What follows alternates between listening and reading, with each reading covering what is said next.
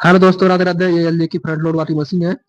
जो ही कस्टमर ने कंप्लेन किया था कि वॉशिंग मशीन से बहुत ज्यादा आवाज आ रही है और मशीन वाइब्रेट करनी है, तो हमने कस्टमर के घर विजिट किया और जो कि इस प्रकार मशीन हमको दिखी कि मशीन बहुत काफी पुरानी दिख रही थी। तो हमने वीडियो को चारों ओर से घुमाया, जो कि इस प्रकार आपको मशीन दिख रही होगी चारों तरफ से। उसके बाद हमने डोर खोला तो यहाँ पे मुझे एक नट गिरा हुआ दिखा डोर का, जिससे मुझे लगा कि मशीन आवाज कर रही होगी। और इसके हमने डोर रबर को खोला कि पीछे नट गिरा होगा, तो बट नट दिखा नहीं हमको। उसके बाद हमने मार्केट से नट को मंगाया नया, जो कि उसको फिर दोबारा लगाया, जो कि इस प्रकार दिख रहा है। और उसके बाद स्प्रिंग को लगा के हमने रबर को जाम कर दिया और डोर को लॉक कर दिया, पूरी मशीन को फिट कर दिया। पैक करने के बाद हमने मशीन को स्पिन मोड पे लगा दिया, जो कि इस प्रकार देखिए मशीन पूरी वर्क कंडीशन में है, पूरी तरह से ओके हो गई।